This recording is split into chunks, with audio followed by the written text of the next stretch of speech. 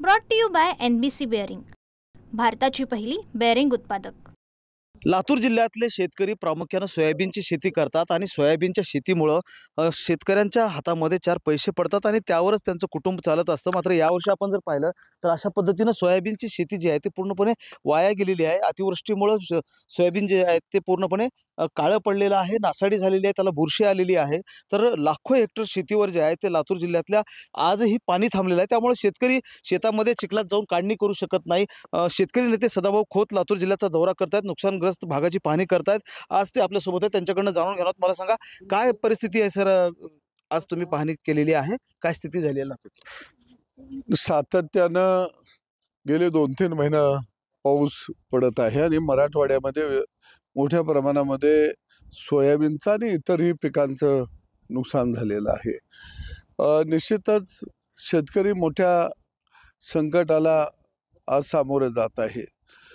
एकंदरीत जर आपण बघितलं तर नदीकाठचा भाग असेल, मोठे ओढे नाले असतील, येथेही मोठ्या प्रमाणामध्ये पूर हानी झालेली आहे, जमिनी खचून गेलेल्या आहेत। निश्चित शेतकऱ्याची अपेक्षा आहे की मायबाप सरकारनं आमच्याबरोबर राहावं। महाराष्ट्रातले सगळे लोकप्रतिनिधी, मग ते आमदार असतील, मंत्रीगण असेल, एक दिवसाचं अधिवेशन बोलवावं अशी मागणी होते आहे। त्याचबरोबर हेक्टरी 50,000 रुपये किमान द्यावेत अशा प्रकारची मागणी होते। कसं पाहता या गोष्टी?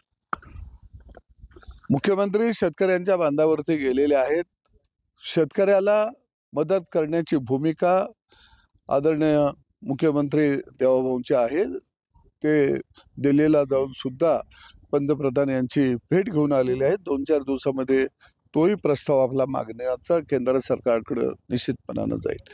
शेतकऱ्यांची मागणी येत आहे की बाबा आम्हाला सांगली कोल्हापूरच्या धर्तीवर जो महापूर आला होता, जी मदत दिली ती अशा पद्धतीची मदत आम्हाला द्यावी।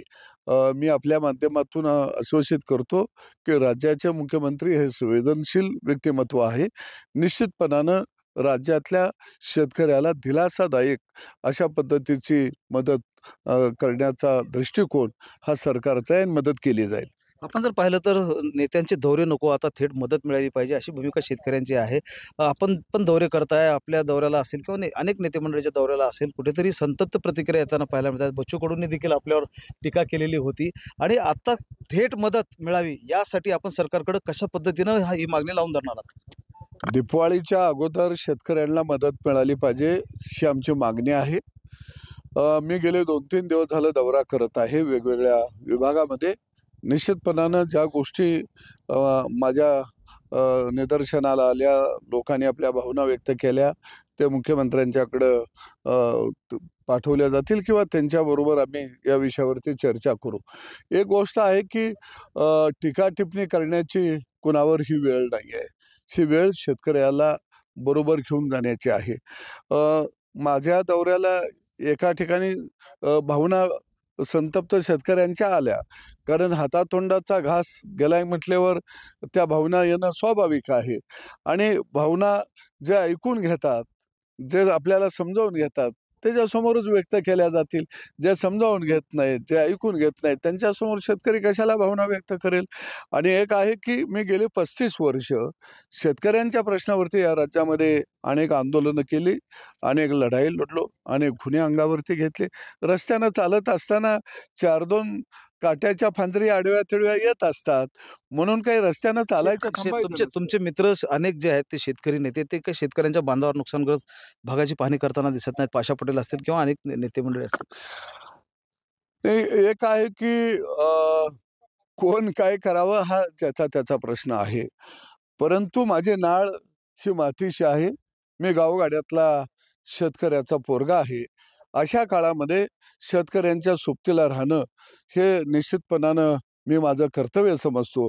दुसऱ्या बाजूला विरोधक म्हणत आहेत 1 दिवसाचं अधिवेशन घ्या। मी म्हणेल बाबा कशाला अधिवेशन घ्या, तेच 1 दिवसाचा अधिवेशनवर जो खर्च होणार आहे ती रक्कम अतिवृष्टी बाधित शेतकऱ्याला आपण देऊया, कशाला अधिवेशन घ्यायची गरज आहे?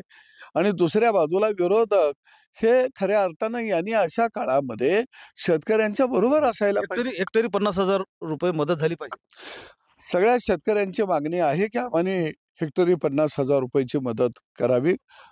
कारण 1 वर्षीचा नुकसान हे शेतकऱ्याला 2 वर्ष चा तो फटका बसलेला असतो. कारण परत 2 वर्षानं नवं पीक त्याच्या हातामध्ये येणार असतं आणि म्हणून शेतकऱ्याची मागणी आहे याचाही विचार निश्चितपणानं सरकार करेल.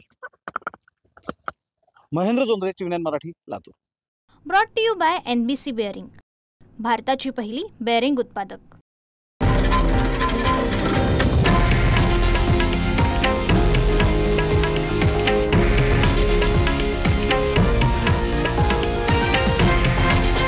हे आहे देशातील नंबर 1 न्यूज नेटवर्क आणि आपण पाहत आहात TV9 मराठी, एकमेव.